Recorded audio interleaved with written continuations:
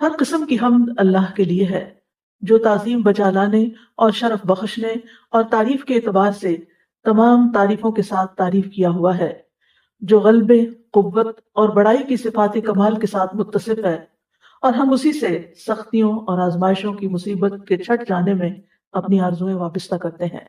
دعا مانگنے سے پہلے اللہ کی حمد و ثنا کرنی چاہیے، اور اس کی دلیل ہمیں انبیاء علیہم السلام کی دعاؤں میں بھی ملتی ہے۔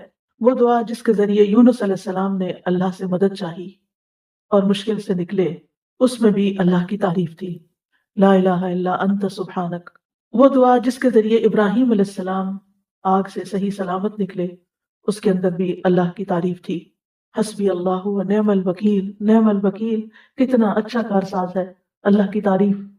وہ دعا جو نبی صلی اللہ علیہ وسلم تکلیف کے موقع پر مانگا کرتے تھے، اس میں بھی اللہ کی تعریف ہوتی تھی، لا الہ الا اللہ العظیم الحلیم، لا الہ الا اللہ رب السماوات والارض ورب العرش العظیم۔ تو ہمیں زندگی میں یہ اصول بنا لینا چاہیے کہ جب بھی ہم دعا کریں، اور خاص طور پر وہ دعائیں جن کے قبول ہونے کے لیے ہم بہت ڈیسپریٹ ہوتے ہیں، تو سب سے پہلے اللہ سبحانہ تعالیٰ کی تعریف کے کلمات کہیں، اللہ سبحانہ تعالیٰ کے خوبصورت ناموں کے ساتھ اللہ کو پکاریں، اور پھر اس کے بعد دعا مانگیں۔ اور دوسری چیز درود شریف، اللہم صلی علی محمد وعلی آل محمد کما صلیت علی ابراہیم وعلی آل ابراہیم انک حمید مجید، اللہم بارک علی محمد وعلی آل محمد کما بارکت علی ابراہیم وعلی آل ابراہیم انک حمید مجید۔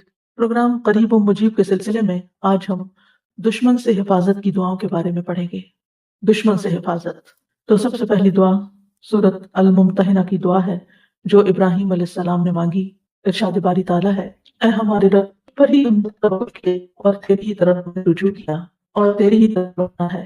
اے ہمارے رب، تو ہمیں ان لوگوں کے لیے فتنہ یعنی آزمائش نہ بنا جنہوں نے کفر کیا، اور اے ہمارے رب ہمیں بخش دے، بے شک تو ہی بہت زبردست خوب حکمت والا ہے۔ یہ دعا ابراہیم علیہ السلام اور ان کے ساتھیوں کی دعا ہے جب انہوں نے اپنی قوم سے اظہار برات کرتے ہوئے کہا تھا، انا براء منکم ومما تعبدون من دون اللہ کفرنا بکم وبدا بیننا وبینکم العداوۃ والبغضاء ابدا حتی تؤمنوا باللہ وحدہ۔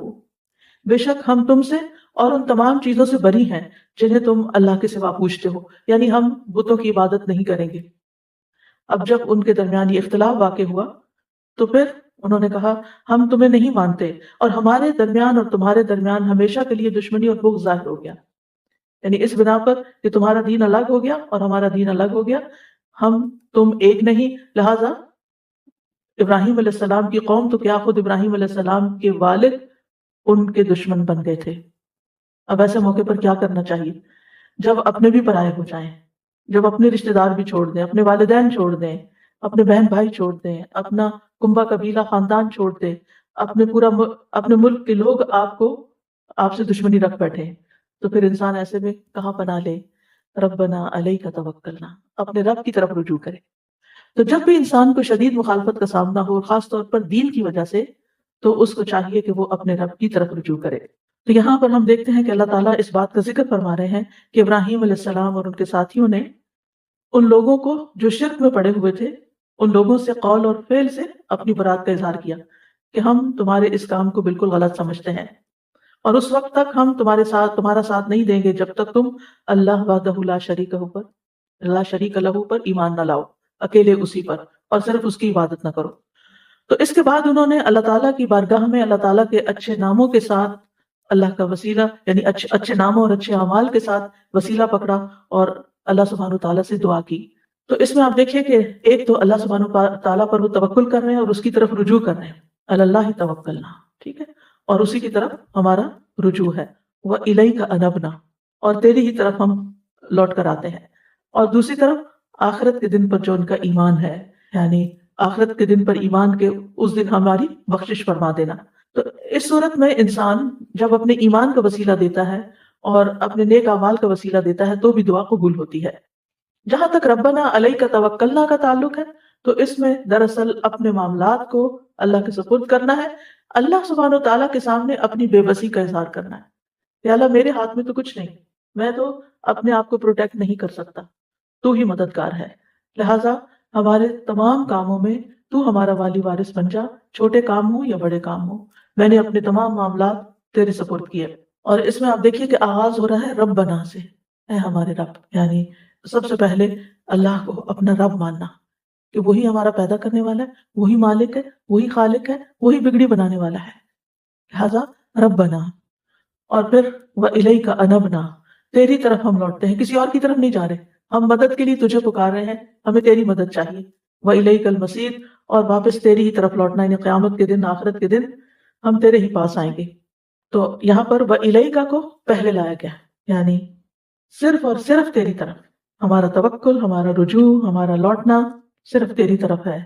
ہمیں تجھ پر ہی کامل بھروسہ ہے اور پورا یقین ہے کہ تو ہی ہماری مدد کرے گا۔ ربنا لا تجعلنا فتنة للذین کفروا، اے ہمارے رب ہمیں ان لوگوں کے لیے جنہوں نے کفر کیا فتنہ نہ بنانا۔ فتنہ کا لفظ جو ہے یہ فتنہ سے ہے۔ فتنہ کا معنی ہوتا ہے سونے کو آگ میں ڈالنا تاکہ اس کا کھرا پن کھوٹے پن سے ظاہر ہو جائے، یعنی اس کی میل کچیل الگ ہو جائے اور خالص سونا باہر نکل آئے۔ پھر اس لفظ کا اطلاق جو ہے وہ آزمائش اور امتحان پر ہوتا ہے۔ قرآن مجید میں فتنہ کئی معنوں میں استعمال ہوا ہے۔ فتنہ عذاب یا سزا کے معنوں میں بھی آیا ہے، اور مجاہد کہتے ہیں کہ اگر یہاں اس سے مراد عذاب ہو تو مطلب یہ ہے کہ اے اللہ ان کافروں کے ہاتھوں سے ہمیں عذاب نہ دینا اور نہ اپنی طرف سے عذاب دینا، ورنہ لوگ کیا کہیں گے کہ اگر یہ لوگ حق پر ہوتے تو باطل پرست ان پر غالب نہ آتے، اور اگر یہ لوگ سچے ہوتے تو اللہ کی طرف سے ان پہ عذاب نہ آتا۔ تو ہمارا دین ہمارے لیے یعنی حفاظت کا ذریعہ بنے، نہ کہ آزمائش کا ذریعہ بنے۔ فتنہ کا ایک معنی غلبہ بھی ہے۔ قتادہ کہتے ہیں کہ ابراہیم علیہ السلام نے دعا مانگی کہ اے اللہ تو ان کو ہم پر غلبہ عطا نہ کرنا، کیونکہ وہ تعداد میں بہت زیادہ تھے، پوری قوم ایک طرف تھی اور یہ 2-3 لوگ ایک طرف تھے، کہ یہ ہم پر غالب نہ آ جائے۔ اور ویسے بھی جو میجورٹی ہوتی ہے وہ اتھارٹی خود بخود ہی بن جاتی ہے، لوگ عام طور پر پھر اسی کی طرف چل پڑتے ہیں کہ اتنے سارے لوگ بے وقوف ہو گئے ہیں، کیا وہ غلط کہتے ہیں، لہٰذا وہ ان کی طرف راغب ہو جاتے ہیں۔ تو یار ان کو ہمارے اوپر غالب نہ کرنا، ورنہ لوگ سمجھیں گے کہ یہی حق پر ہے۔ تو یہ دونوں معنی یہاں پر لیے جا سکتے ہیں۔ اور یہاں پر اگر آپ الفاظ پر غور کریں تو کہتے ہیں ربنا لا تجعلنا فتنة للذین کفروا، ہمیں کفر کرنے والے لوگوں کے لیے فتنہ نہ بنانا۔ سوال یہ ہے کہ کفر کرنے والے کو دوسری لفظوں کے کافر کس طرح فتنہ بن سکتا ہے؟ کافر 2 طرح فتنہ بن سکتا ہے، ایک فتنے میں ڈالنے والا اور دوسرا فتنے میں مبتلا یعنی ہونے والا۔ تو مراد یہاں یہ ہے کہ کافر ہم پر مسلط نہ ہو جائیں، یعنی وہ فتنہ نہ بنے ہمارے لیے، فتنے میں نہ ڈالیں، اور پھر یہ کہ دین پر عمل سے نہ ہمیں روک دیں، یا یہ کہ ہمیں ان سے کوئی خوف نہ ہو۔ اور اسی طرح مسلمانوں کے لیے کافر فتنہ نہ بنے، یعنی ان کی ترقی دیکھ کر، ان کی دنیا کی کامیابی، ان کے مال و متاع دیکھ کر مسلمان جو ہیں ان سے فتنے میں مبتلا نہ ہو جائے، یعنی نہ ہم ان کے لیے فتنہ بنے اور نہ وہ ہمارے لیے فتنہ بنے۔ یعنی ہم ان کے لیے فتنہ کیسے بن سکتے ہیں؟ مغلوب ہو کر، یا یہ کمزور ہو کر، یا اس کے علاوہ جب مسلمان کوئی ایسا کام کرتے ہیں جو اسلام کے خلاف ہوتا ہے تو غیر مسلموں کو یہ کہنے کا موقع مل جاتا ہے کہ ہم اس ایسے دین سے رہے، ہمیں ایسا دین نہیں چاہیے۔ گویا ہم ان کو دین کی طرف آنے یا دین سے اٹریکٹ ہونے سے رکاوٹ بن جاتے ہیں، اور یوں ہم ان کے لیے فتنہ بن جاتے ہیں۔ نبی صلی اللہ علیہ وسلم نے بھی ایک دعا مانگی ہے، وَلَا تَجْعَلْ مُصِيبَتَنَا فِي دِينِنَا وَلَا تَجْعَلِ الدُّنْيَا أَكْبَرَ هَمِّنَا، کہ اے اللہ ہمیں ہمارے دین میں کوئی مصیبت نہ دینا، یعنی دین ہمارے لیے مصیبت نہ بنے اور ہم دین کے لیے ایسی مصیبت نہ بنے کہ لوگ دین کی طرف نہ آئیں ہماری بدعمالیوں کی وجہ سے۔ اور ویسے بھی آپ دیکھیں کہ وَالْفِتْنَةُ أَكْبَرُ مِنَ الْقَتْلِ، فتنہ جو ہوتا ہے وہ قتل سے بھی بڑی چیز ہے۔ ایک اور جگہ آتا ہے وَالْفِتْنَةُ أَشَدُّ مِنَ الْقَتْلِ، فتنہ قتل سے بھی زیادہ سخت چیز ہے۔ وَاغْفِرْ لَنَا رَبَّنَا، اے ہمارے رب ہمیں بخش دے، یعنی ہم نے جو غلط کام کیے ہیں ان پر ہماری بخشش فرما، یعنی ہم اپنی طرف سے دین پر چل رہے ہیں لیکن پھر بھی غلطیاں ہو رہی ہیں تو ہمیں معاف کر دے، اور ہماری غلطیوں کی وجہ سے تو ہم کو سزا نہ دینا، نہ دنیا میں نہ آخرت میں، اور ہمارے گناہوں پر پردہ ڈال دے۔ یعنی کہ غفارہ کا مطلب ہوتا ہے ڈھانک دینا، یعنی ہمارے عیب چھپا دے، وہ عیب کہ جو دوسروں کے لیے فتنہ بن سکتے ہیں اور دوسرے ہماری وجہ سے دین کی طرف آنے سے رک سکتے ہیں۔ اور اس میں آپ دیکھیے کہ اس دعا میں بار بار ربنا کی تکرار ہو رہی ہے، کہ اس سے انسان کے دل کو ایک سکون ملتا ہے۔ یعنی جب انسان اللہ تعالیٰ کو پکارتا ہے اور اللہ کے ناموں کے ساتھ پکارتا ہے تو یہ پکارنا بھی اس کے لیے سکون کا باعث بنتا ہے، اور اسی طرح انسان بار بار اپنی عاجزی کا بھی اظہار کرتا ہے، یا اللہ ہم کچھ نہیں، تو ہی ہمارا رب ہے، تو ہی ہمارے لیے راستہ نکالے گا۔ انک انت العزیز الحکیم، بے شک تو غالب ہے، حکمت والا ہے. یعنی ہم تجھ سے کیوں مانگتے ہیں؟ کیونکہ تو ایسی ہستی ہے جسے کوئی شکست نہیں دے سکتا، تو ہی سب پر اوور پاور کرتا ہے، اور کوئی تجھے ہرا نہیں سکتا، کوئی تجھ سے جیت نہیں سکتا. اور الحکیم، تیرے سارے فیصلے حکمت پر مبنی ہیں، تو جو کچھ کرتا ہے وہ بالکل درست کرتا ہے، اس لیے ہم تیری ہی طرف رجوع کرتے ہیں. تو یہاں اللہ تعالیٰ کے غلبے کو حکمت کے ساتھ ملا کر بیان کیا گیا ہے کہ بعض اوقات کسی کے پاس طاقت ہوتی ہے، غلبہ ہوتا ہے، اور وہ اس کو مس یوز کرتا ہے، لیکن اللہ سبحانہ وتعالیٰ ایسا نہیں کرتا. وہ اپنے قوت کو، قدرت کو، طاقت کو، قضاء و قدر، ہر چیز کو حکمت کے ساتھ بندوں پر نافذ کرتا ہے. تو اس دعا کے اندر بہت سی سیکھنے کی باتیں ہیں. پہلی بات یہ کہ مشکل وقت میں اللہ سبحانہ تعالیٰ ہی کی طرف رجوع کرنا چاہیے. جب دنیا والے حالات تنگ کر دیں، زندگی تنگ کر دیں، اور آپ کو اپنے آس پاس کوئی مددگار نظر نہ آتا ہو، آپ تنہا ہو اپنی سوچ میں، اپنے خیال میں، اپنے کام میں، یا غموں کا آپ کے اوپر ایک طوفان آ جائے، یا کسی بھی طرح آپ اپنے آپ کو تنہا یا مصیبت زدہ سمجھیں، تو رب کی طرف رجوع کریں. خصوصاً جب دشمن آپ پر غالب آنے لگے، جو آپ کے مخالف ہیں، جو آپ کے حاسد ہیں، جو آپ کے لیے برا چاہتے ہیں، جب وہ آپ کے اوپر چھانے لگے، تو پھر آپ یہی دعا پڑھیں. پھر دوسرا یہ کہ جب دعا کریں تو اپنے نیک اعمال کو وسیلہ بنائیں، کیونکہ یہ دعاؤں کی قبولیت کا باعث بنتا ہے. اور دعا کی مناسبت سے اللہ تعالیٰ کے اسماء حسنیٰ کا ذکر کریں. یعنی اگر کوئی چیز، کوئی راستہ نہیں کھل رہا تو آپ کو یا فتاح، اے کھولنے والے. اسی طرح اگر رزق کی تنگی ہے تو یا رزاق. اسی طرح باقی جو اللہ تعالیٰ کے نام ہیں وہ حسب ضرورت، حسب موقع ان کے ساتھ اللہ تعالیٰ کو پکارا جا سکتا ہے. پھر یہ کہ ایسے مواقع پر اپنی اللہ تعالیٰ سے اپنی بخشش بھی مانگنی چاہیے، کہ کہیں ایسا تو نہیں کہ ہم اپنے گناہوں کی وجہ سے اللہ کی مدد سے محروم ہیں یا روک دیے گئے ہیں. یعنی اللہ کی مدد تو، اللہ کی رحمت تو عام ہے، لیکن کس تک نہیں آتی جس کے بیچ میں اللہ اور بندے کے بیچ میں حجاب ہوتا ہے یا رکاوٹ ہوتی ہے، اور وہ حجاب گناہوں کی وجہ سے ہوتا ہے. پھر اسی طرح یہ ہے کہ دعا میں سب سے اہم مقصد جو ہو اس کو پہلے بیان کرنا چاہیے. یعنی جیسے انہوں نے فساد پھیلانے والے لوگوں کے مقابلے میں اپنی حفاظت، نجات اور اپنے دین کی حفاظت کی دعا کی. اور پھر یہ کہ دعا میں بار بار اللہ تعالیٰ کی صفت ربوبیت کی تکرار بھی کی جا سکتی ہے. یعنی بار بار یا رب، ربنا، ربی، یعنی بار بار انسان دعا کے اندر، ہر بات کے اندر یا رب، یا رب، یا رب، اس کی تکرار کرے، زیادہ دفعہ بھی اس کو پکارے. اور اللہ تعالیٰ کی جو ربوبیت ہے وہ دو طرح کی ہوتی ہے، ایک عام ربوبیت ہوتی ہے اور ایک خاص ربوبیت ہوتی ہے. عام ربوبیت ساری مخلوق کو حاصل ہے، انسان، جن، چرند پرند، حیوان، فرشتے، اللہ سب کا رب ہے. لیکن خاص ربوبیت اللہ کے مومن بندوں کو حاصل ہوتی ہے جب وہ اللہ کے اس نام کے ساتھ وسیلہ پکڑتے ہیں اور اللہ سے دعائیں مانگتے ہیں، تو پھر ان کی دعائیں قبول ہوتی ہیں. اور دعا جو ہے وہ نیک لوگوں کا ہتھیار ہے. یعنی دشمن کے مقابلے میں دعا جو ہے وہ ایک ہتھیار کی حیثیت رکھتی ہے. یعنی جب آپ کے پاس کسی کا مقابلہ کرنے کے لیے کچھ بھی نہیں، آپ خالی ہاتھ ہیں، آپ کمزور ہیں، دعا آپ کو سب سے زیادہ اسٹرینتھ دیتی ہے، آپ کے اندر قوت پیدا کرتی ہے. اور دعا کرتے ہوئے انسان کو وجہ بھی بتانی چاہیے کہ اللہ تعالیٰ میں آپ سے کیوں مانگ رہا ہوں. جیسے میں کہا نا کہ انک انت العزیز الحکیم، ہم تیری طرف اس لیے آئے ہیں کہ تو غالب ہے، تو حکمت والا، تو سب کچھ کر سکتا ہے. حکیم کا ایک معنی حاکم بھی کیا گیا، یعنی حکم تیرا ہی چلتا ہے، اس لیے ہم تیری طرف رجوع کرتے ہیں، تجھ پر بھروسہ کرتے ہیں، کیونکہ ہمارا یہ یقین ہے کہ تو کر سکتا ہے. اسی طرح آپ دیکھیے کہ پیغمبروں کی دعاؤں سے ہمیں یہ پتہ چلتا ہے کہ جب وہ دعا مانگتے تھے تو وہ جزیات کے ساتھ بھی دعا مانگتے تھے. یعنی وہ کس طرح کہ جو ان پر اللہ کی نعمتیں ہوتی تھی ان کا ذکر کر کے. مثلا یوسف علیہ السلام نے دعا مانگی، ربی قد آتیتنی من الملک وعلمتنی من تأویل الاحادیث فاطر السماوات والارض انت ولی فی الدنیا والآخرہ توفنی مسلما والحقنی بالصالحین. اب اس میں آپ دیکھیں دو چیزیں ہیں. سب سے پہلے انہوں نے کہا کہ اللہ تو نے مجھے ملک دیا، یعنی بادشاہت دی، دنیا کی نعمت کا ذکر کیا، بول کے منہ سے کہا. اور پھر وعلمتنی من تأویل الاحادیث، باتوں کی تعویل اور حکمت سکھائی مجھے، خوابوں کی تعبیر کا علم عطا کیا. یعنی علم بھی دیا، بادشاہت بھی دی. یہ دو بڑی نعمتیں تھیں، ان کا ذکر کیا. اور پھر اللہ تعالیٰ کے یعنی صفات کے ساتھ اس کو پکارا، اور السماوات والارض انت ولی، پاک اور ولی، انت ولی دنیا والآخرہ. آخر میں اپنی حاجت پیش کر دی، توفنی مسلما والحقنی بالصالحین. میری دو نعمتوں کا ذکر کیا، دو چیزیں مانگی، توفنی مسلما، مجھے اسلام کی حالت میں فوت کرنا، اور میری تمنا یہ ہے، والحقنی بالصالحین، اور نیک لوگوں کا ساتھ دینا. کیونکہ یہ بڑی زبردست دعاؤں میں سے، اس سے بڑی انسان کی کوئی خوش قسمتی نہیں کہ اس کی زندگی بھی نیک لوگوں کے بیچ میں ہو اور اس کی موت بھی نیک لوگوں کے بیچ میں ہو. اسی لیے ہم دعا مانگتے ہیں وَتَوَفَّنَا مَعَ الْأَبْرَارِ، کہ اللہ ہمیں نیک لوگوں کے ساتھ فوت کرنا. انسان جب آخری وقت میں نیک لوگوں کے ہاتھوں میں ہوتا ہے، اس کو کلمہ پڑھوائیں گے، وہ اس کو اللہ کا ذکر کریں گے، وہ فضول فالتو باتیں نہیں کریں گے، اور اس طرح اس شخص کا خاتمہ خیر کے ساتھ ہوگا. تو بہرحال کہنے کا مطلب یہ ہے کہ کبھی کبھی جب دعا مانگنی ہو نا تو کہا کر اللہ تو نے پانی پلایا، تو نے مجھے یہ چیز عطا کی، تو نے مجھے یہ علم دیا، مجھے سیکھنے کا موقع دیا، مجھے سکھانے کا موقع دیا، یا رب تو مجھے یہ نعمت بھی عطا کر دے.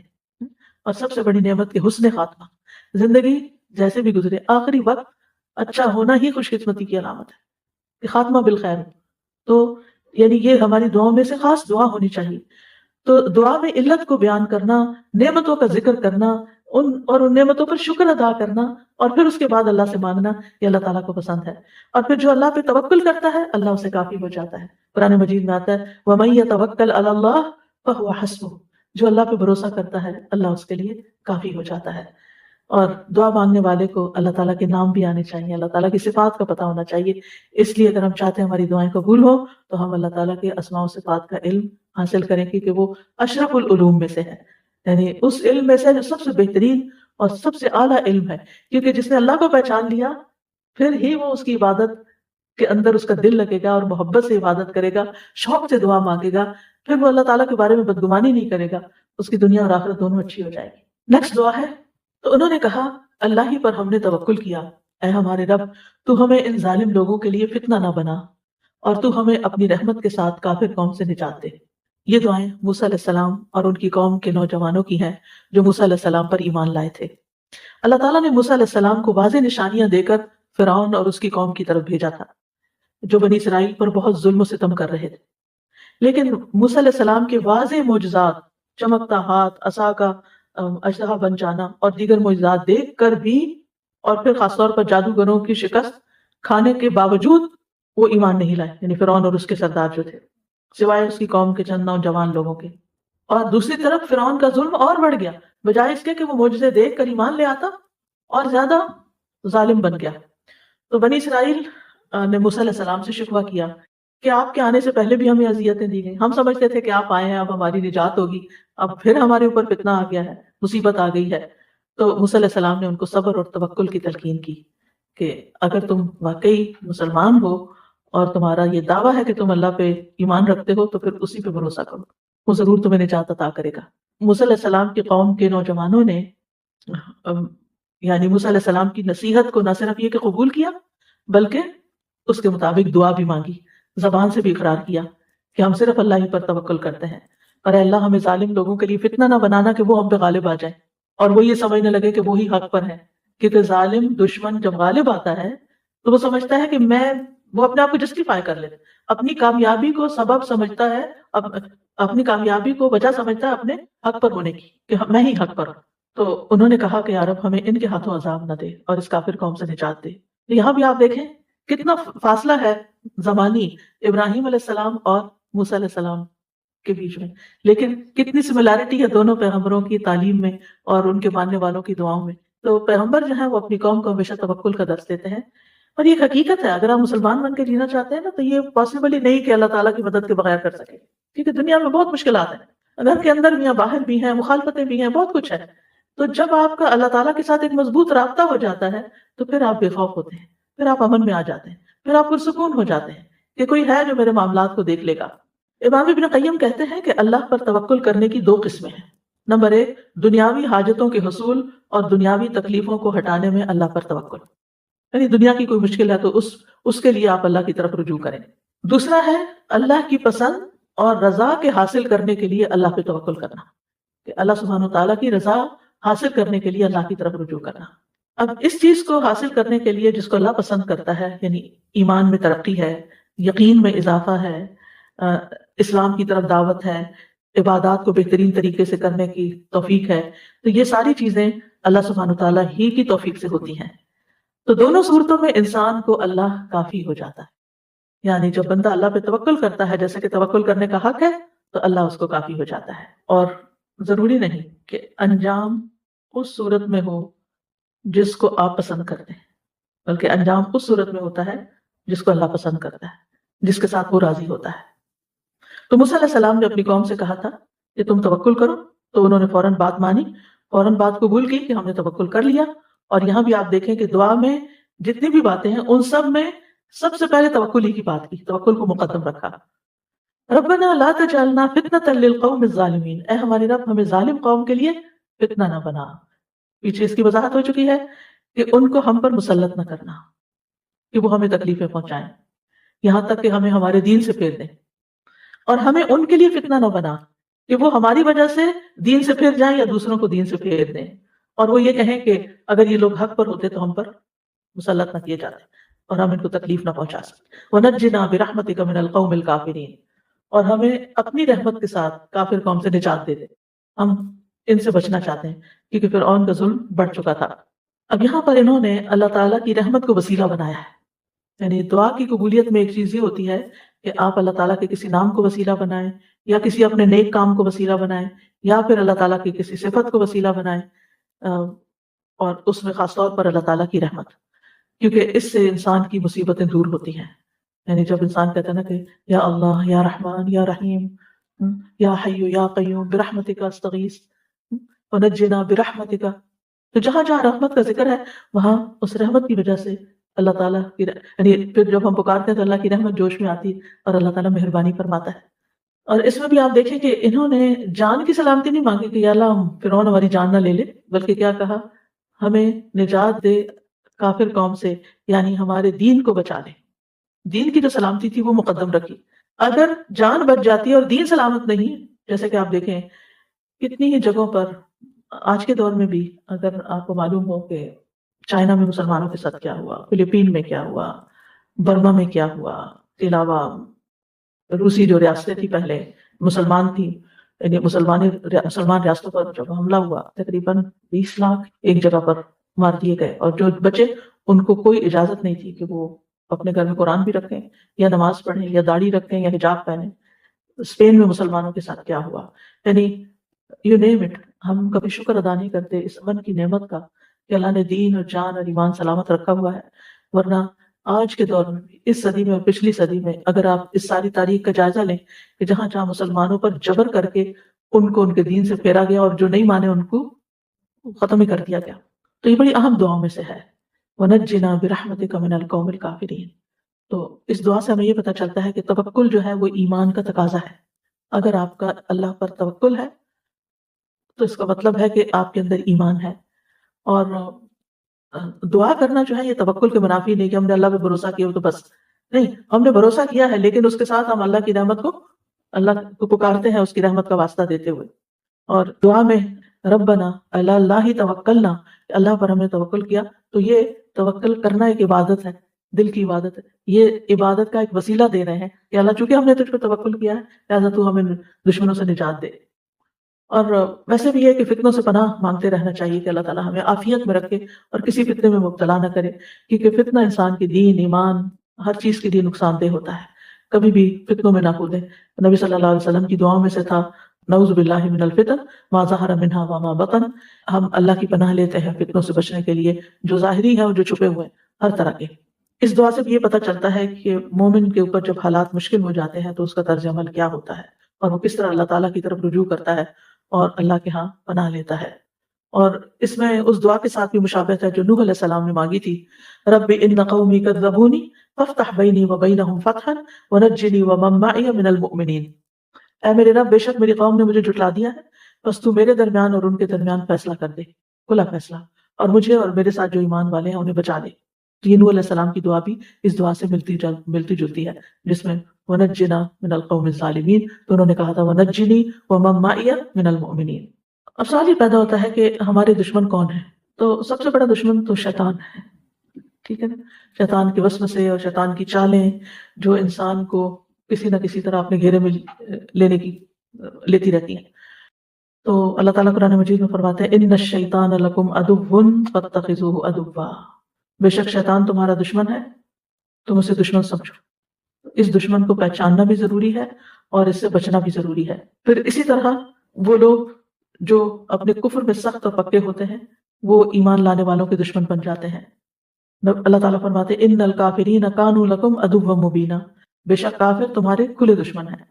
یعنی جیسے نبی صلی اللہ علیہ وسلم کو جنہوں نے انکار کیا اور پھر اس کے بعد چاہے وہ مشرکین مکہ میں سے تھے یا یہود میں سے تھے، اور ان کی دشمنی آپ دیکھتے ہیں کہ کس طرح مختلف طریقوں سے سامنے آئی. قرآن مجید کا مطالعہ کریں، کتنی غزوات ہوئیں، کس کس طریقے سے انہوں نے دھوکے دیے.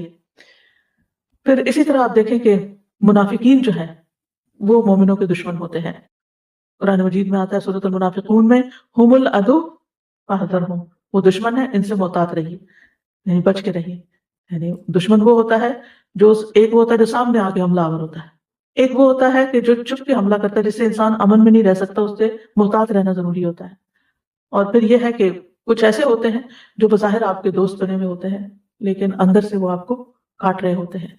تو جتنے بھی دشمن ہوں انسان کے، ان میں سے تین جو ہے وہ شدید ترین ہیں، جیسے شیاطین و جن، منافقین اور کفار. لیکن اس کے علاوہ انسان کے گھر میں بھی بعض اس کے دشمن ہو سکتے ہیں، جس کے بارے میں سورۃ تغابن میں آتا ہے، ان من ازواجکم و اولادکم عدوا لکم فاحذروہم. اے لوگوں جو ایمان لائے ہو، بے شک تمہارے ازواج اور تمہاری اولاد میں سے بعض تمہارے دشمن ہیں، یعنی تمہارے اپنے ہی گھر میں تمہارے دشمن ہیں. وہ کس طرح کہ گھر والے، ان سے تو ہم بڑی محبت کرتے ہیں، لیکن بعض اوقات ان کی محبت ہمیں دین سے پھیر دیتی ہے، دین سے دور کر دیتی ہے. ان کی محبت میں بعض اوقات ہم غلط کام کرنے لگتے ہیں، بعض اوقات دوسروں پر ظلم و ستم کرنے لگتے ہیں. اب ایک چھوٹی سی مثال ہے، بہت چھوٹی، کہ جیسے ساس بہو کے جھگڑے میں چاہے بہو کا قصور ہو یا نہ ہو، اسی کو قصوروار بنا دیا جاتا ہے، اور بیٹا چاہے ظالم ہو، چونکہ بیٹا ہے، اپنا ہے، لہٰذا یعنی کہ غیر منصفانہ طور پر لوگ اس کا ساتھ دیتے ہیں. اب ویسے تو آپ بڑی اپنی محبت اس کا اظہار کر رہے ہیں، لیکن آپ ایک غلط کام میں غلط چیز کا ساتھ دے رہے ہیں، اپنی عاقبت برباد کر رہے ہیں.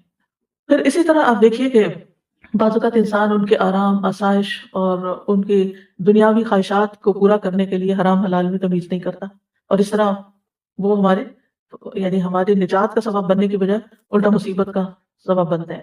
ناجائز کاموں کا انسان ارتکاب کر لیتا ہے. اور اسی طرح ازواج بھی بعض اوقات، یعنی کچھ شوہر رشوت نہیں لینا چاہتے یا غلط کام نہیں کرنا چاہتے، لیکن بیویوں کے مطالبات ایسے ہوتے ہیں کہ جس میں انہیں مجبور ہو کر پھر حرام کی طرف قدم اٹھانا پڑتا ہے. اور بھی بہت سی چیزیں ہو سکتی ہیں. بہرحال جو دشمن سخت ترین دشمن ہے اور جن سے ہر حال میں بچنا چاہیے، جس میں شیاطین جن و انس ہیں، اور ایسے لوگ جو آپ کے دین کے دشمن ہیں، اور ایسے جو اوپر سے تو آپ کے ساتھ ہیں مگر اندر سے آپ کے جاسوس ہیں یا منافق ہیں یا اندر سے وہ مخلص نہیں ہے. تو ان سب کے مقابلے کے لیے سب سے پہلا کام کرنے کا جو ہے وہ توکل ہے، کہ انسان اس چیز کے پیچھے نہ پڑا رہے، تجسس نہ کرتا رہے کون میرا دشمن ہے، کون نہیں ہے، کون میرے ساتھ ہے، کون میرے اس پہ نہ پڑے، بلکہ کیا کرے، اپنا معاملہ اللہ کے سپرد کر دے. اور بس تو امری اللہ. اللہ تعالیٰ اپنے نبی کو فرماتے ہیں، یا ایھا النبی حسبک اللہ ومن اتبعک من المؤمنین. اے نبی، آپ کے لیے بھی اور ایمان لانے والوں کے لیے جنہوں نے آپ کی پیروی اختیار کی، اللہ کافی ہے. آپ ان کا مقابلہ نہیں کر سکتے، لیکن یہ اللہ کا مقابلہ نہیں کر سکتے. جب اللہ ان کو پکڑے گا تو پھر یہ آپ کو نقصان نہیں دے سکتے. اور جو اللہ پہ بھروسہ کرتا ہے اللہ اس کو کافی ہو جاتا ہے، اس کو پھر اللہ کے سوا کسی اور کی مدد کی ضرورت نہیں رہتی. اور یاد رکھیے، توکل کرنے والے کو اللہ کے اذن کے بغیر کوئی مخلوق نقصان نہیں دے سکتی. قل لن یصیبنا الا ما كتب اللہ لنا هو مولانا وعلی اللہ فلیتوکل المؤمنون. ان سے کہیے، ہمیں اگر کوئی مصیبت آئے گی تو بس وہی جو ہمارے مقدر میں لکھی ہے، وہی ہمارا سرپرست ہے، اور مومنوں کو اللہ ہی پر توکل کرنا چاہیے. پھر آپ دیکھیں، واللہ خیر حافظا. دوسری چیز انسان کو یہ سمجھ چاہیے، حفاظت اللہ ہی کی حفاظت ہے، اور اللہ تعالیٰ بہترین حفاظت کرنے والا ہے. جیسا کہ یعقوب علیہ السلام نے اپنے بیٹوں کے بارے میں فرمایا تھا. یوسف علیہ السلام کی حفاظت کس نے کی؟ موسیٰ علیہ السلام کی حفاظت کس نے کی؟ جب ان کی ماں نے انہیں کاسکٹ میں ڈال کے دریا کے سپرد کر دیا تھا، کس نے حفاظت کی؟ اللہ نے حفاظت کی. یوسف علیہ السلام کو گہرے کنویں میں پھینک دیا گیا، اللہ نے کس طرح بچایا. اتنی اوپر سے کوئی چھلانگ بھی لگایا نا خود سے بھی تو اشر ہو جائے بندے کا. کہا یہ کہ انہیں پکڑ کے پھینک دیا گیا، انہیں پتہ نہیں کہ وہ کہاں گر رہے ہیں. کس نے بچایا؟ کوئی ہڈی پسلی نہیں ٹوٹی، کوئی خراش تک نہیں آئی، اللہ نے بچایا. پھر ایک لمبی جدائی کے بعد ان کی واپسی ہوئی، اتنے 40 سال کے بعد واپس لوٹے تھے یعنی ان کے والد. تو کس نے ان کو بچایا؟ اللہ نے بچایا. 40 سال ماں باپ کے بغیر، اپنی فیملی کے بغیر، مسلمانوں کے بغیر، یعنی وہ جس ملک میں تھے وہاں کوئی مسلم نہیں تھے، کوئی مسجد نہیں تھی، کوئی لیکچر نہیں تھے، کوئی ماحول نہیں تھا، کچھ بھی نہیں تھا، لیکن اپنا ایمان کیسے سلامت رکھا. وہاں بھی انہیں یاد تھا کہ وہ کس کی اولاد ہیں، اور انہیں یاد تھا کہ وہ ان کا دین کیا ہے، اور وہ سارے ماحول کے باوجود ایمان پر. زلیخا کے شر سے انہیں کس نے بچایا؟ لولا ان رأى برہان ربی، اللہ نے بچایا. ابراہیم علیہ السلام کی حفاظت کس نے کی؟ جب کہا گیا حرقوا، اس کو آگ میں جلا دو، وانصروا آلہتکم ان کنتم فاعلین، اور اپنے اپنے معبودوں کی مدد کرو اگر تم کچھ کرنے والے ہو۔ قلنا یا نار کونی بردن وسلاما علی ابراہیم، ہم نے کہا ہے آگ تو ابراہیم پر سراسر ٹھنڈک اور سلامتی بن جائے۔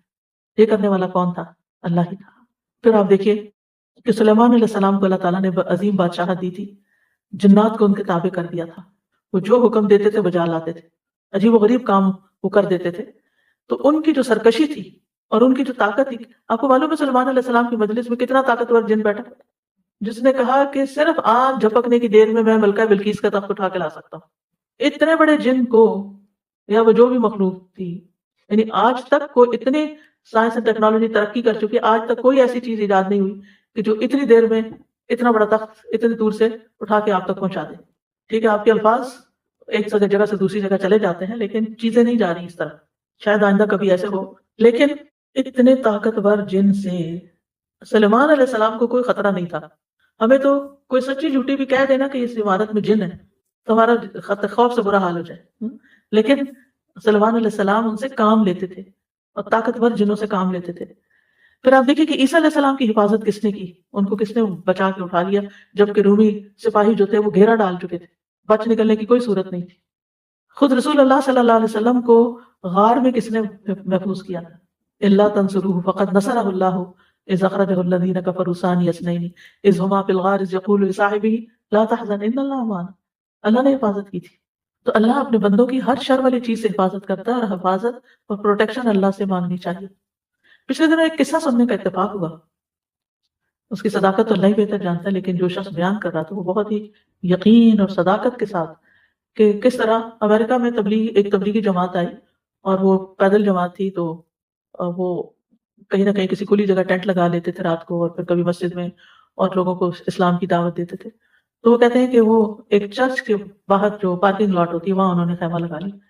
تو یہ جو نریٹ کر رہے تھے فرسٹ ہینڈ سٹوری، یہ کہتے ہیں کہ میں نے جب دیکھا تو میں سخت پریشان ہو گیا، کیونکہ وہاں کا قانون یہ اجازت دیتا ہے کہ اگر کوئی ٹریس پاس کرے یا کوئی آپ کی پراپرٹی میں بغیر اجازت کے آ کے بیٹھ جائے تو آپ اس پہ گولی چلا سکتے ہیں۔ تو کہتے ہیں کہ جب جو ہی مجھے پتا چلا تو میری ٹانگیں کانپ رہی تھی، اور میں فوراً پہنچا کہ آپ جلدی یہاں سے اٹھیں ورنہ آپ کی جان خطرے میں ہے۔ کہتے ہیں کہ جو ان کا لیڈر تھا وہ بڑے سکون اطمینان کے ساتھ بیٹھا رہا، مسکراتا رہا، اور اس نے کہا کہ آپ بھی آئیں، بیٹھیں، کھانا کھائیں، کچھ نہیں ہوتا، اللہ کی زمین ہے اور ہم اس پہ بیٹھے ہیں۔ تو خیر اس کے بعد یہ ہوا کہ وہی بات ہوئی کہ 3-4 ٹرک آ گئے، بہت سارے لوگ آ گئے، انہوں نے گولیاں برسانی شروع کر دی، اور یہ جو ساتھ تھے اندر، یہ دیکھنے والے بھی اور جو جماعت تھی، انہوں نے صرف یہ دعا پڑھی وَجَعَلْنَا مِن بَيْنِ أَيْدِيهِمْ سَدًّا وَمِنْ خَلْفِهِمْ سَدًّا فَأَغْشَيْنَاهُمْ فَهُمْ لَا يُبْصِرُونَ۔ کہتے ہیں کہ ساری گولیاں کہیں اور ہی چلی گئیں، ایک گولی ان پر نہیں پڑی۔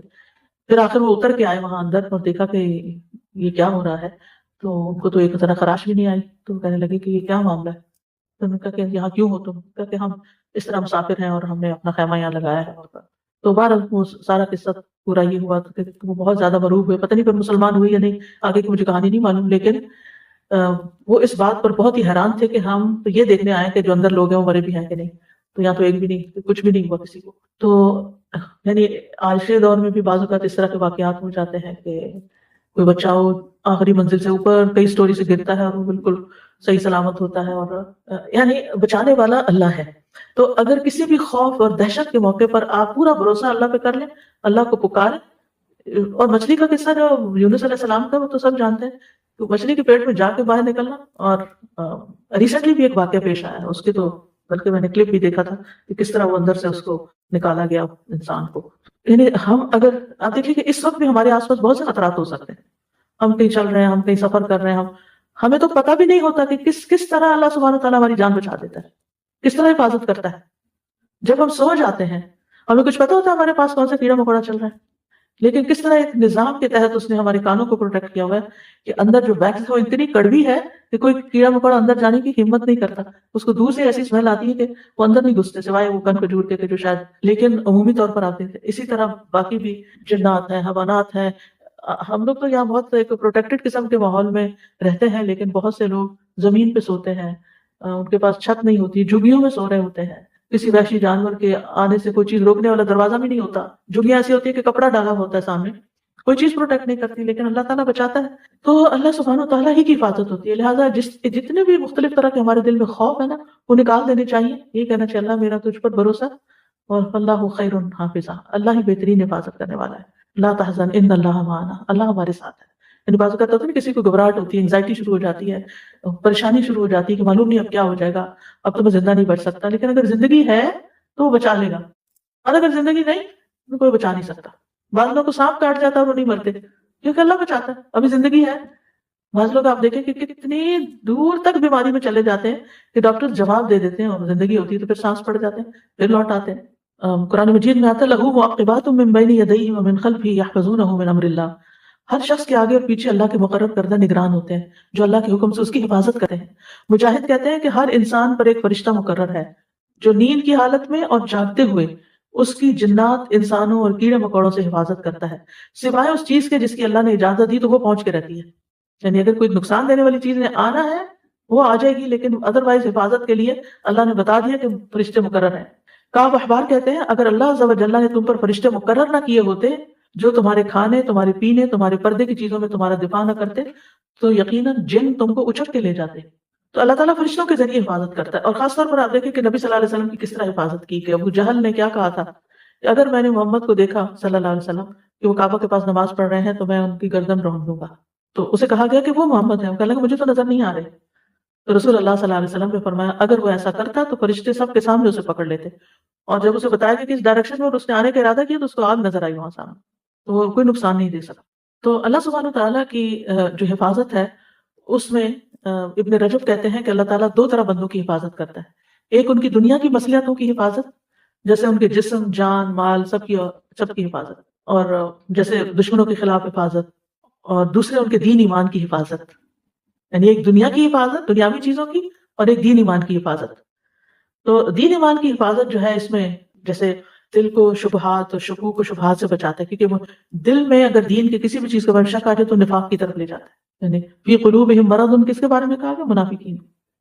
تو شکوک و شبہات جو ہے یہ ایک بیماری ہوتے ہیں، اور ایسے لوگ پھر منافقت کی طرف چل جاتے ہیں. پھر اسی طرح شہوات، خواہشات اگر دل میں وہ پیدا ہو جائے تو وہ بھی انسان کو دین میں پھر انسان کمپرومائز کرنے لگتا ہے. تو اللہ سبحانہ تعالیٰ انسان کو وسوسوں سے بچاتا ہے، انسان کے ایمان کو مضبوط کرتا ہے، اور اسی طرح اللہ تعالیٰ بندوں کی عقل اور قوت کی حفاظت بھی کرتا ہے، صحت کی حفاظت کرتا ہے. بعض سلف صالحین کہتے ہیں کہ عالم کی عقل زائل نہیں ہوتی. ابھی ریسنٹلی وہ نسیم بہن کی ڈیتھ ہوئی ہے، ماشاءاللہ حافظ قرآن تھی، یہیں کی گریجویٹ تھی، الہدا سے انہوں نے کیا تھا. تو سیٹرڈے کو ان کی وفات ہوئی، اور وفات کے وقت ماشاءاللہ ان کی بہنیں، ان کی دوست ان کے پاس تھی. تو بتا رہی کہ تھوڑی دیر پہلے تک بھی وہ باتیں کر رہی تھی، معافی مانگ رہی تھی اور باتیں کر رہی تھی، کلمہ پڑھ رہی تھی، استغفار کیا، توبہ معافی کی. یعنی آخری لمحے تک ان کی عقل سلامت تھی. یعنی کہ حالانکہ کافی ایجڈ بھی تھی اور بہت عرصے سے شدید بیمار بھی تھی. بندہ بیمار ہو تو اس کی ویسی عقل کام نہیں کرتی، اتنی تکلیف میں ہو، ہر 2 گھنٹے بعد مارفین لگ رہی تھی، لیکن اس پین میں بھی اور درد میں بھی کلمہ بھی نصیب ہوا، بے ہوش نہیں تھی، صحیح سلامت عقل کام کر رہی تھی. یہ اللہ کی دی ہوئی حفاظت ہوتی ہے، اور یہ اللہ کے کلام کی برکت سے ہوتی ہے. جتنا زیادہ آپ قرآن پڑھتے ہیں، ذکر کرتے ہیں، تو اللہ سبحانہ تعالیٰ اسی طرح آپ کی حفاظت فرماتے ہیں. جی ایک رات پوری ان کو نیند نہیں آتی تھی، رات بھر قرآن پڑھتی رہی، 16 پارے ان کے ہو گئے. پھر آپ دیکھیے کہ تو بعض علماء کہتے ہیں کہ جو قرآن کو حفظ کر لیتا ہے اور جمع کر لیتا ہے اس کی عقل قائم رہتی ہے. یعنی اللہ تعالیٰ اس قرآن کی، کیونکہ اس کے سینے میں قرآن ہے تو اس کی عقل کو زائل ہونے سے بچا دیتا ہے. ابو طیب طبری جو تھے 100 سال کی عمر سے آگے بڑھ گئے تھے، یعنی 100+ ہو گئے تھے، لیکن وہ اپنی عقل اور قوت سے فائدہ اٹھا سکتے تھے. ایک دن انہوں نے کشتی سے زمین پر قوت سے چھلانگ لگائی تو ان کو اس پر ملامت کی گئی کہ آپ کو ایسا نہیں کرنا چاہیے تھا. تو انہوں نے کہا یہ وہ اعضاء ہیں جن کی ہم نے بچپن میں نافرمانیوں سے حفاظت کی، تو اللہ نے ہمارے لیے ہمارے اعضاء کی بڑھاپے میں حفاظت کی. اور ایک اور زندہ مثال ہے، شاہد آپا بیٹھی ہوئی ہیں، ان کی والدہ ہیں، میرے خیال 100 سال کی وہ ہو چکی ہیں. سبحان اللہ، سارا دن یعنی ان کی جو روٹین ہے وہ صبح ناشتے کے بعد سے ظہر تک مسلسل قرآن پڑھتی رہتی. کتنی خوش قسمتی کی بات ہے کہ انسان اتنی عمر تک پہنچے اور پھر وہ اپنا سارا دن جو ہے وہ قرآن کے ساتھ گزارے، اور اسی طرح باقی نمازیں بھی اپنی پڑھتی ہیں، اور ذکر اذکار اور ساری ہوش حواس سلامت، اور کھانا پینا ہر چیز، یعنی کہ بھوک بھی لگتی ہے، کھا پی بھی لیتی ہیں اپنی، یعنی کہ قوت بھی بحال ہے، کسی کے اوپر اس طرح یعنی ڈیپینڈنٹ نہیں ہے. میں ہمیشہ جب وہ آتی ہیں تو میں پوچھتی ہوں ان کا حال چال، اور پوچھتی ہوں کہ اب کیا حال ہے. تو ایک تجسس ہوتا ہے نا کہ اتنی عمر ہو گئی ہے کس حال میں ہے، تو بتاتی ہے ماشاءاللہ پہلے سے بھی بہتر ہے، پہلے سے بھی اچھی ہے، اور یہ ان کی روٹین ہے. تو یہ اللہ کی حفاظت سے ہوتا ہے. اور پتہ نہیں بندے کی وہ کون سی نیکی، اور وہ ماشاءاللہ جب میری ان سے ملاقات ہوئی ہے ہمیشہ وہ اللہ کی تعریف کر رہی ہوتی، اللہ کا شکر بول بول کے شکر ادا کر رہی ہوتی. ہم بعضوں کا شکر ادا کر بھی لیتے ہیں، ہم زیر لب کہہ رہے ہیں الحمدللہ شکر اللہ کا، بس یعنی تھکے ہارے. لیکن وہ جس قوت کے ساتھ اللہ کا شکر ادا کرتی ہے تو حیرت ہوتی ہے دیکھ کے کہ اتنا جذبہ اور ایمان کہاں سے آیا. ورنہ عام طور پر دیکھا گیا کہ بوڑھے لوگ ڈپریشن میں چلے جاتے ہیں، اور ان سے یعنی کہ نہ وقت پہ نماز، نہ ذکر، نہ اذکار، کچھ نہیں، کیونکہ کوئی وضو کرانے والا نہیں ہے، کوئی ساتھ ہاتھ پکڑنے والا نہیں. ہمیں جو بندہ اللہ کے ساتھ سچا ہو جاتا ہے، اللہ کے لیے خالص ہو جاتا ہے، اللہ سبحانہ وتعالیٰ خود اس کی حفاظت فرماتا ہے. یعنی جب آپ خالص ہوتے ہیں اور نیت کرتے ہیں تو اللہ سبحانہ وتعالیٰ پھر واقعی آپ ایک قدم چل کے جاتے ہیں اس کی طرف تو 10 قدم آپ کی طرف آتا ہے. پھر آپ دیکھیے کہ وہ حدیث بھی ہے نا، احفظ اللہ یحفظ کا، تم اللہ تعالیٰ کے احکامات کی حفاظت کرو، اللہ تمہاری حفاظت کرے گا. پھر اللہ بندے کے نہ صرف بندے کی حفاظت کرتا ہے، اس کے مال اور اولاد کی بھی حفاظت کرتا ہے. جیسے سورۃ کہف میں آتا ہے نا، اما الجدار فکان لغلامین یتیمین فی المدینۃ وکان تحتہ کنز لہما وکان ابوہما صالحا. اور دیوار کی بات یہ ہے کہ وہ دو یتیم لڑکوں کی تھی جو اس شہر میں رہتے تھے. اس دیوار کے نیچے ان کے لیے خزانہ دفن تھا اور ان کا باپ نیک آدمی تھا. تو موسیٰ علیہ السلام اور خضر علیہ السلام نے وہ دیوار اس کے اوپر دوبارہ بنا دی جو گری ہوئی تھی، کہ خزانہ ایکسپوز ہو جاتا کہ یہ بچے بڑے ہوں گے تو پھر اپنا خزانہ نکالیں گے. ابن عباس کہتے ہیں کہ ان یتیم بچوں کے والدین کے نیک ہونے کی وجہ سے ان کی حفاظت کی گئی تھی. محمد بن منقدر کہتے ہیں اللہ تعالیٰ بندے کی نیکی کی وجہ سے اس کے بچوں کی اولاد کی اور اس کے خاندان اور قبیلے کی حفاظت کرتا ہے. اتنی دور تک جاتی ہے نیکی، صرف اس بندے کی نہیں، بندے کی اپنی اولاد کی بھی، پھر آگے اس کی اولاد کی بھی، اور پھر اس کے آس پاس کے لوگوں کی بھی، ان کی بھی حفاظت ہوتی ہے. جب تک وہ انسان زندہ رہتا ہے وہ سب لوگ اللہ کی حفاظت میں ہوتے ہیں. نیکی کی اپنی ایک خوشبو ہوتی ہے، نیکی کا اپنا ایک فائدہ ہوتا ہے، ایک برکت ہوتی ہے، وہ معمولی چیز نہیں ہے. اور اللہ تعالیٰ کی حفاظت جن اعمال سے ملتی ہے سب سے پہلے صبر اور تقویٰ. وَإِن تَصْبِرُوا وَتَتَّقُوا لَا يَضُرُّكُمْ كَيْدُهُمْ شَيْئًا. اگر تم صبر کرتے رہو گے اور اللہ کا تقوی اختیار کرو گے تو کہ ان کی چالیں تمہیں کوئی نقصان نہیں دے گی. ان اللہ بما یعملون محیط. جو وہ کر رہے ہیں اللہ اس کو گھیرے ہوئے ہے، وہ تم تک نہیں پہنچیں گی چالیں. قتادہ کہتے ہیں جو اللہ سے ڈرتا ہے اللہ اس کو کافی ہو جاتا ہے. جس کا ساتھی اللہ ہو اس کے ساتھ ایسا لشکر ہوتا ہے جس کو شکست نہیں دی جا سکتی. اس کے ساتھ وہ پہرے دار ہے جو سوتا نہیں ہے، اس کے ساتھ وہ رہنمائی کرنے والا ہے کہ وہ بھٹکتا نہیں ہے. تو ہمیں دین کے احکامات کی حفاظت کرتے رہنا چاہیے تاکہ اللہ کی حفاظت ملے. بعض صالحین کہتے ہیں جب بھی آپ اپنے کسی عزیز، اپنے ساتھی یا اپنے بیٹے کو نصیحت کرنا چاہیں تو آپ ان سے کہیں آپ اللہ کی حفاظت کریں، اللہ آپ کی حفاظت کرے. یعنی آپ اپنی نمازوں کی حفاظت کریں، اپنے زکوٰۃ کے وقت کی، اپنی ذمہ داریوں کی، جو بھی اللہ کا حکم ہے ان چیزوں کی حفاظت کریں، اللہ آپ کی حفاظت کرے گا. پھر اللہ کی اطاعت سے حفاظت ملتی ہے. فضیل بن ایاز کہتے ہیں جب مجھ سے اللہ کی نافرمانی ہو جاتی ہے تو مجھے اپنی نافرمانی کے اثرات اپنی سواری کی عادت، اپنے خادم، اپنی بیوی، یہاں تک کہ گھر کے چوہوں سے پتہ چل جاتے ہیں. یعنی وہ ستانے لگتے ہیں. جب میں اللہ کی نافرمانی کرتا ہوں تو یہ سارے لوگ مجھے ستاتے ہیں. اس زمانے میں سواری بھی اونٹ گھوڑے وغیرہ پر ہوتی تھی، وہ بھی تنگ کرنے لگتا ہے بیٹھے بیٹھے، اور وجہ بھی نہیں پتہ چلتی. سلف صالحین میں سے کوئی کہتے ہیں کہ جب ہم نے اللہ کی اطاعت کی تو سب کچھ ہمارے تابع کر دیا گیا، یہاں تک کہ جنگلوں میں موجود جنگلی جانور بھی. اور جب ہم نے نافرمانیاں کی تو اللہ نے ان کو ہم پر مسلط کر دیا، یہاں تک کہ وہ چوہے بھی ہم پہ مسلط ہو گئے جو بلوں میں تھے، وہ ہمیں تنگ کرنے لگے. تو اس میں سب سے پہلے اپنی نمازوں کی حفاظت کرنی چاہیے. نو میٹر وٹ اپنی نماز کو کمپرومائز نہیں کرنا چاہیے، اس کو ڈیلے نہیں کرنا چاہیے، اس کو اپنے وقت میں ادا کرنا چاہیے. رسول اللہ صلی اللہ علیہ وسلم نے فرمایا جس نے صبح کی نماز پڑھی وہ اللہ کے ذمہ یعنی اللہ کی حفاظت میں ہے. ابن قیم کہتے ہیں نماز کا پڑھنا رزق کو کھینچ لاتا ہے، صحت کی حفاظت کرتا ہے، تکالیف کو دور بھگاتا ہے، بیماریوں کو بھگاتا ہے، دل کو تقویت دیتا ہے. نماز چہرے کو روشن بناتی ہے، نفس میں خوشی بھر دیتی ہے، سستی دور کر دیتی ہے، اعضاء کو متحرک کرتی ہے، بندے کی قوتوں کو مدد دیتی ہے. وہ لوگ جو کسی آفت، بیماری، آزمائش یا مصیبت میں مبتلا کیے جاتے ہیں تو ان میں سے جو نمازی ہوتا ہے اس کو کم تکلیف پہنچتی ہے اور اس کا انجام سلامتی والا ہوتا ہے. یعنی بعض اوقات تکلیف ایسی ہوتی ہے جو سب پر آتی ہے، آندھی ہے، بارش ہے، طوفان ہے، یا کوئی بیماری ہے، کچھ بھی، لیکن وہ اس سے کم متاثر ہوتا ہے. دنیا کے شر کو بھی نماز سب سے زیادہ دور کرتی ہے، یعنی اس کی تاثیر عجیب ہے. اسی لیے نبی صلی اللہ علیہ وسلم پر جب کوئی پریشانی آتی تو آپ سب سے پہلے کیا کرتے تھے؟ نماز کی طرف دوڑتے تھے. کیونکہ جتنا بندے کا اللہ سے تعلق ہوگا اتنا ہی انسان اپنے دشمن پہ قابو پا سکے گا. فاذکرونی اذکرکم واوفوا بعہدی اوفی بعہدکم ان تنصروا اللہ ینصرکم. جیسے تمہارا معاملہ ہوگا اللہ سے، اللہ بھی تمہارے ساتھ ویسے ہی معاملہ کرے گا. تو نبی صلی اللہ علیہ وسلم کی اتباع سے فائدہ ہوتا ہے. قل ان کنتم تحبون اللہ فاتبعونی یحببکم اللہ، کہہ دیجیے اگر تم اللہ سے محبت کرتے ہو میری اتباع کرو، اللہ تم سے محبت کرے گا۔ یعنی اس طرح نبی صلی اللہ علیہ وسلم کی اتباع سے اللہ کی محبت حاصل ہوتی، اور جس کو اللہ کی محبت حاصل ہو جائے پھر اس کے کیا کہنے۔ معاذ رضی اللہ عنہ کہتے ہیں کہ رسول اللہ صلی اللہ علیہ وسلم نے فرمایا 5 چیزوں کے متعلق ہم سے وعدہ کیا، رسول اللہ صلی اللہ علیہ وسلم نے 5 چیزوں کے متعلق ہم سے وعدہ کیا، جو شخص یہ کام کرے گا وہ اللہ کی حفاظت میں ہوگا۔ نمبر 1، مریض کی تیمارداری کرنے والا، مریض کی تیمارداری کرنے، اگر کوئی بیمار ہے تو اس کا حال پوچھنا، چاہے جا کر، چاہے میسج پہ، چاہے فون پہ، اس کے لیے دعا کرنا۔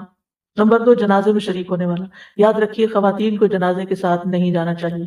میں بہت اسٹرانگلی کہوں گی کہ یہاں ان حدود کو توڑا جاتا ہے، یعنی پاکستان وغیرہ میں تو ایک انڈرسٹوڈ ہے کہ کوئی جنازے پہ نہیں جائے گا، لیکن افسوس یہ کہ یہاں خواتین قبرستان تک چلی جاتی ہیں، بعض اوقات گاڑی کا مسئلہ ہوتا ہے یا کوئی ریزن ہوتی ہے، پھر آگے بھی نکل جاتی ہیں۔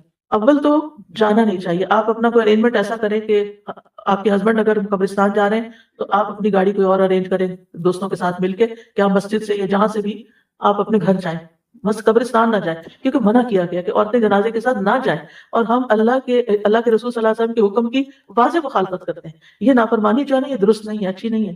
اور اگر کوئی چارہ نہیں کہ آپ کو وہاں تک کہ آپ کے ہسبینڈ نے آگے تک جانا ہے، قبر میں دفنانے تک ساتھ رہنا ہے کہ اس کا اجر و ثواب زیادہ ہے، پھر آپ گاڑی سے نہ اتریں، آپ پارکنگ لاٹ میں بیٹھے رہیں، گاڑی بند کر کے وہیں بیٹھ جائیں، آگے نہیں جائیں، قبر تک نہیں جائیں۔ منع کیا گیا، جس چیز سے منع کیا گیا اسے رک جانا چاہیے۔ ما آتاکم الرسول فخذوہ وما نہاکم عنہ فانتہوا، کیونکہ اس میں کئی طرح کی خرابیاں پیدا ہوتی ہیں۔ ایک تو عورتوں کا حوصلہ کم ہوتا ہے، وہ ہو سکتا ہے کہ وہ دیکھ کے گھبرا کے بے ہوش ہو جائے، وہاں گر پڑے، یا ان کی وجہ سے وہاں کوئی فتنہ فساد کھڑا ہو جائے، یا یہ ہے کہ اگر وہ حجاب میں نہیں ہے تو وہ جو قبر کی ایک ہیبت ہے یا دفنانے کا ایک جو دل کے اوپر اثر ہونے والی چیز ہے، وہ عورتوں کے ہونے اور بات چیت اور ہنسی مذاق سے وہ سارا سین ہی بدل جائے۔ کئی حکمتیں ہو سکتی ہیں جو ہمیں بھی نہیں پتا، لیکن جب منع کر دیا گیا تو منع کر دیا گیا، پھر کوئی کہے بھی تو کہنا نہیں، مجھے منع کیا۔ ازواج مطہرات کو جب جن چیزوں سے منع کیا گیا رک گئی۔ پھر اگلی بات ہے اللہ کی راہ میں جہاد کے لیے جانے والا، اللہ کی راہ میں جہاد کے لیے جانے والا وہ اللہ کی حفاظت میں ہوتا ہے۔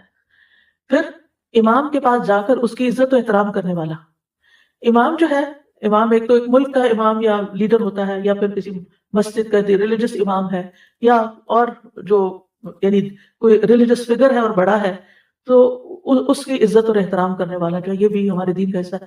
یہ ادب، مینرز کے بڑوں کا احترام کرنا ہے، سفید بالوں والے کا احترام کرنا ہے، والدین کا کرنا ہے، اپنے امام کا کرنا ہے، حکمران کا کرنا ہے، یہ ایک پورے سسٹم کو ایک رخ پہ رکھنے کے لیے بڑا ضروری ہوتا ہے۔ اس کا یہ مطلب نہیں کہ آپ کو اس سے اختلاف نہیں ہو سکتا، آپ کو اختلاف ہو سکتا ہے۔ آپ دیکھیں خواتین بھی اختلاف کری، حضرت عمر جو ہے وہ مہر کی کو پابند کرنے لگے تھے، ایک عورت کھڑی ہو کر کہتی ہے کہ نہیں اللہ نے ہمیں دیا، آپ کیوں روکتے ہیں؟ اختلاف کر سکتے ہیں لیکن اس کا یہ مطلب نہیں کہ بدتمیزی سے بات کی جائے، نہیں، اپنا پوائنٹ آف ویو آپ بتا دیں، آپ ڈس ایگری کریں لیکن احترام کے ساتھ۔ پھر وہ آدمی جو اپنے گھر میں بیٹھ جائے کہ لوگ اس کے ایذا سے محفوظ رہیں اور وہ لوگوں کی ایذا سے محفوظ رہے، یعنی وہ کسی کو تکلیف نہ دے، کوئی اس کو نہ دے۔ یعنی خاص طور پر بعض ماحول ایسے ہوتے ہیں نا کہ آپ اپنے نیبرز میں جہاں جاتے ہیں وہ غیبت شروع ہو جاتی ہے، کوئی اور ایسے کام شروع ہو جاتا ہے، آپ سوچتے ہیں کہ کدھر جاؤں، بہتر ہے گھر میں ہی رہوں، یعنی کہ اپنا ایمان تو سلامت رکھوں۔